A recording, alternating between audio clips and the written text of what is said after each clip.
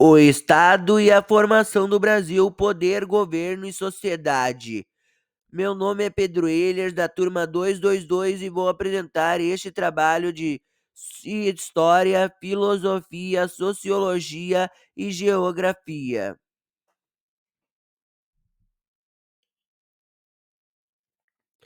O período imperial brasileiro foi marcado por profundas transformações que moldaram a estrutura política, social e econômica do país desde a independência até a proclamação da República.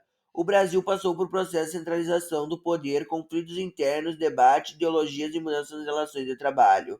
Durante o período do Brasil Império, de 1822 a 1889, a distribuição da população e a formação territorial foram profundamente influenciadas por dois processos interligados: o fim gradual do tráfico negreiro e o estímulo à imigração europeia, onde o pensamento político do Império foi influenciado por correntes europeias como o liberalismo e o positivismo.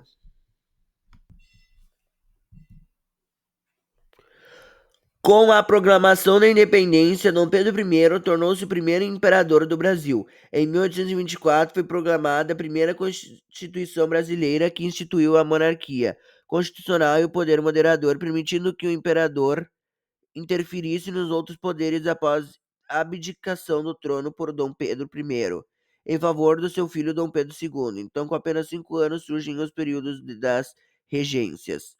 O período regencial de 1831 a 1840 foi marcado por instabilidade e revoltas como a cabanagem, bala- balaiada e a Revolução Farroupilha, em resposta às demandas por maior autonomia provincial, foi promulgado o Ato Adicional de 1834, que criou as Assembleias Legislativas Províncias e concedeu maior autonomia administrativa às províncias. Em 1840, com o golpe da maioridade, Dom Pedro II assumiu o trono, iniciando o segundo reinado. Este período trouxe estabilidade, crescimento econômico, uma nova centralização do poder, também marcada por conflitos como a Guerra do Paraguai, de 1864 a 1870, que fortaleceu o exército e influenciou movimentos abolicionistas e republicanos.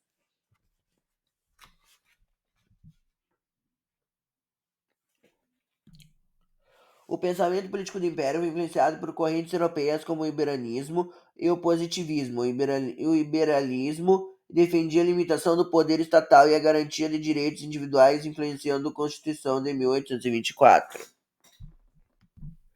A filosofia no Brasil Império não se limitou ao âmbito acadêmico, ela influenciou diretamente a política e a cultura. As ideias filosóficas permeavam debates sobre a organização do Estado, a abolição da escravidão e a constituição de uma identidade nacional. Benjamin Constant, filósofo e político francês, influenciou fortemente a ideia de uma monarquia constitucional no Brasil. Defendia que o Estado deveria ter poderes divididos para manter o equilíbrio e garantir liberdades individuais sem abrir mão da ordem. Sua visão influenciou pensadores brasileiros no final do Império, especialmente na transição para a República. Suas ideias ajudaram a formar uma crítica ao autoritarismo e abriram espaço para a consolidação do positivismo, que também foi importante na proclamação da República em 1889.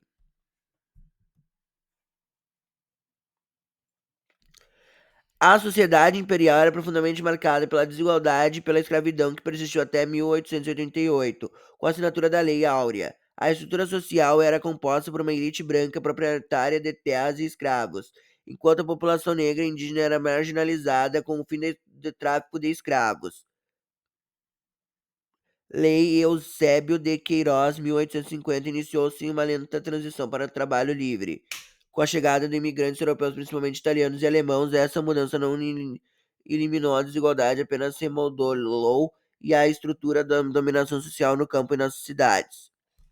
Embora a sociologia como ciência tenha se consolidado no Brasil, apenas no século XX, o período imperial foi marcado por reflexões críticas sobre a sociedade e abordaram temas como a escravidão, a identidade nacional e a organização social, contribuindo para a formação de um pensamento social brasileiro que influenciava gerações futuras de sociólogos.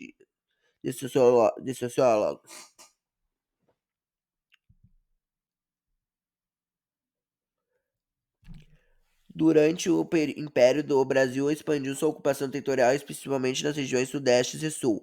A construção de ferrovias como a Estrada de Ferro Mauá, em 1854, facilitou o escoamento da produção agrícola. A urbanização cresceu com destaque para o Rio de Janeiro, que se modernizou com obras de saneamento e iluminação pública. A chegada de imigrantes europeus também contribuiu para a diversificação cultural e econômica de diversas regiões. A partir da década de 1870, o governo imperial passou a incentivar a imigração europeia como estratégia para suprir a demanda por mão de obra nas lavouras de café e promover o branqueamento da população, ideologia racista predominante na época. Imigrantes italianos, alemães, suíços e portugueses foram atraídos para o Brasil, estabelecendo-se principalmente nas regiões Sudeste e Sul. No sul, formam-se colônias agrícolas que contribuíram para a ocupação e o desenvolvimento das áreas até então pouco povoadas. No sudeste, muitos imigrantes trabalharam nas fazendas de café, especialmente em São Paulo, onde posteriormente também se envolveram nas atividades industriais emergentes. Esse processo resultaram em uma redistribuição da população brasileira. O Sudeste tornou-se o principal polo econômico e demográfico do país, impulsionando pelo cafeicultura e pela industrialização incipiente. O Sul experimentou um crescimento populacional significativo desde a imigração e a formação de colônias agrícolas. Enquanto isso, o Norte e o Nordeste enfrentaram estagnação econômica e perda de população para outras regiões. O Brasil Império foi empreender construção e consolidação das instituições políticas e sociais brasileiras. A monarquia constitucional foi uma tentativa de equilibrar o poder entre o imperador e as demais esferas do governo, enquanto a sociedade brasileira mantinha profundas desigualdades herdadas do sistema escravocrata. A chegada dos imigrantes e o início da urbanização moldaram o território e a população. A trajetória do Brasil Império foi marcada por uma constante tensionamento entre centralização e descentralização do poder, enquanto o governo central buscava manter a unidade e estabilidade das províncias e reivindicavam maior autonomia. Por fim, as influências filosóficas dos movimentos sociais da época moldaram a trajetória do país, cujas reflexões são percebidas até hoje. Compreender esse período é fundamental para analisar as bases da sociedade brasileira contemporânea. Muito obrigado. Obrigado.